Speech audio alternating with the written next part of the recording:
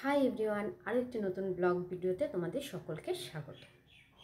আজকে আমি কি রান্না করছি তোমাদের সাথে ভিডিওটি শেয়ার করছি, চলো দেখে নেওয়া যাক। দেখো এখানে আমি ভাত বসিয়ে দিয়েছি, ভাত হচ্ছে। তারপর চলো তোমাদের দেখাই আজকে আমি কি কি রান্না করব। মাছগুলো দেখে তোমরা বুঝতেই পারছো এগুলো কি মাছ। এগুলো হচ্ছে কাতল মাছ। আজকে আমি কাতল মাছ রান্না করব। তো কাতল মাছ তোমরা সবাই বাড়িতে রান্না করে থাকো, সেটা তেমন কিছু ব্যাপার নয়। আর আমি এই কাতল মাছটা কি দিয়ে রান্না করছি রেসিপিটি তোমাদের সাথে শেয়ার করছি, আশা করি তোমাদের ভালো লাগবে। দেখো বন্ধুরা, আমি আজকে কাতল মাছটি রান্না করব। শোলা কচু, বেগুন, টমেটো, ধনেপাতা আর আলু, এগুলো দিয়ে আজকে আমার তৈরি হবে কাতল মাছের ঝোল। আমি সবজিগুলো কেটে আবার তোমাদের সাথে ফিরে আসছি। দেখো বন্ধুরা, আমি কাতল মাছগুলোকে ভালো করে ধুয়ে হলুদ লবণ মেখে নিয়েছি। এখন তেলের মধ্যে ছেড়ে দেব। বসিয়ে দিয়েছি আর কড়াইয়ে দেখো তেলও গরম হয়ে গেছে। এখন মাছগুলোকে ছেড়ে দেব। একটু ক্যামেরাটা সরিয়ে নিই, না হলে জানো তো কি হারে মাছ ছিটবে। কড়াইতে মাছ ছেড়ে দিয়েছি, মাছগুলো ভাজা ভাজা করে নেব। ভাজাগুলো হয়ে গেছে, এখন এগুলোকে আমি নামিয়ে নিই। এখানে সবজিগুলোকে কেটে নিয়েছি আর এই আলু আর বেগুনগুলোকে আমি তেলের মধ্যে ভেজে নেব। আমি মাছ ভাজা করেছিলাম, সেই তেলের মধ্যেই আলু আর বেগুনগুলোকে ভাজা করে নেব।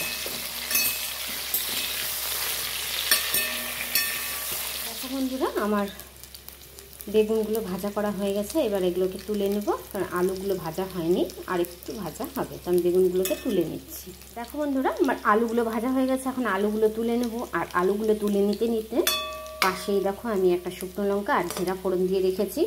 আলুগুলো নামাতে থাকবো আর এগুলো একটু ভাজা ভাজা হতে থাকবে। এখন আমার হাতের সময় খুব কম, আজকে রান্না বসাতে জানা তো খুব দেরি হয়ে গেছে, একটু তাড়াতাড়ি করার চেষ্টা করছি। তো আলুগুলো নামিয়ে নিচ্ছি। আমি সম্পর্কে আর কিছু দেব না, শুধু শুকনো লঙ্কা আর গোটা কয়েক জিরে দিয়ে দিয়েছি, বাস।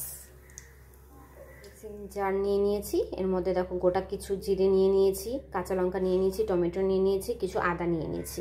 এগুলোকে পেস্ট করে মাছের মধ্যে দিয়ে দেব। এই মশলাগুলোই আমি মাছের ঝোলের মধ্যে ইউজ করব। এখানে দেখো আমি মশলার পেস্টটি তৈরি করে রেখেছি। এই মশলার পেস্টটি এখন আমি তেলের মধ্যে দিয়ে দেবো। এগুলো দিয়ে দিয়েছি কড়াইয়ের মধ্যে। এখন স্বাদ মতো লবণ আর হলুদ দিয়ে দেবো, দিয়ে একটু নাড়াচাড়া করে নেব। মশলাগুলো কষানোর জন্য একটা ঢাকা দিয়ে দিব। এদিকে আমার মশলা কষানো হয়ে গেছে, তেলও ছেড়ে দিয়েছে। এখন আমি এর মধ্যে ভাজা আলুগুলো দিয়ে দেবো।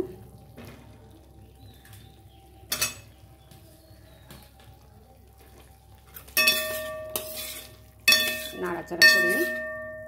আর বেগুনগুলো পরে দিব, কারণ বেগুনগুলো যদি এখন দিই না গলে যাবে। আর বেগুনগুলো যদি ভাজা করাই আছে, ঝোল হয়ে আসবে, তখন বেগুনগুলো দিয়ে দেব। একটু নাড়াচাড়া করে নিই। মশলাগুলো কষানোই হয়ে গেছে। জানো তো বন্ধু, আমরা তো হাউস ওয়াইফ, আমাদের কি কাজের শেষ আছে? কাজের শেষ নেই। তোমাদের সাথে একটু গল্প করি। এই মশলা কষা বসিয়ে দিয়ে দেখি আকাশের অবস্থা প্রচুর খারাপ, মেঘ করে এসেছে, মনে হচ্ছে এখনই বৃষ্টি নামবে। দৌড়ে দৌড়ে গেলাম, ছাদে থেকে শুকনো জামা কাপড় নিয়ে এলাম। তারপর কিছু রেখে আসলাম, যদি বৃষ্টি নামে আবার যাব, গিয়ে আনবো। এই তো কাজ। আমরা তো একটা কাজ নিয়ে বসে থাকতে পারি না, তাই না? রান্না করছি, তার সাথে সাথে আরও অনেক প্রচুর কাজ থাকে যেগুলো করতে হয় আমাদের। তারপর আবার অনেকগুলো বাসন ছিল, সেগুলো মেজে নিলাম। এই কাজগুলো সারতে সারতে এদিকে মাছের মশলাও কষানো হয়ে গেল। এখন ঝোল দিয়ে দিই।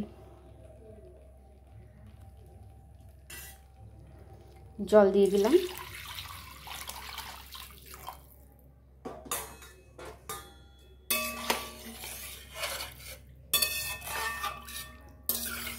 আর এর মধ্যে এখন আমি শোলা কচুগুলো যে কেটে রেখেছিলাম এগুলো দিয়ে দেবো। শোলা কচুগুলো তো ভাজার প্রয়োজন নেই, কাঁচাই খেতে বেশ ভালো লাগবে, ঝোলের সাথে এগুলো সিদ্ধ হয়ে যাবে।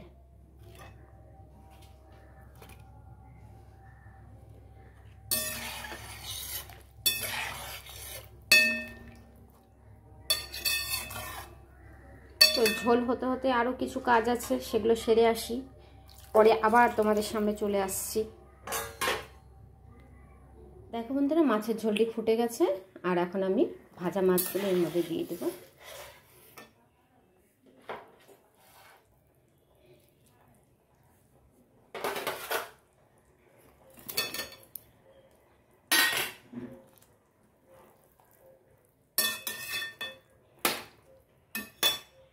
এখন দিয়ে দেব ধনেপাতা।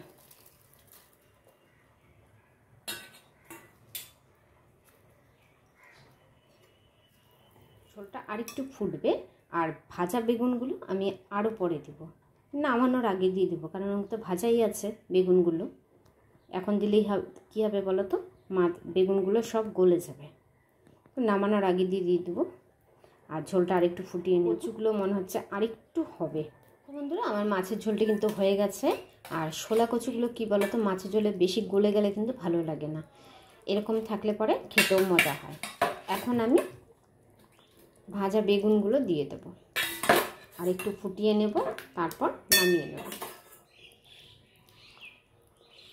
বেগুনগুলো দেখো ভাজা হয়ে গেছে, গলে যাবে, তো একটু ফুটিয়ে নিই, তারপর ঝোলটা নামিয়ে নেব। তো বন্ধুরা বলো, রেসিপিটি তোমাদের কেমন লাগলো অবশ্যই কমেন্টে বলো। কিন্তু আমার কাতল মাছের ঝোলটি তৈরি হয়ে গেছে। টাটা বন্ধুরা।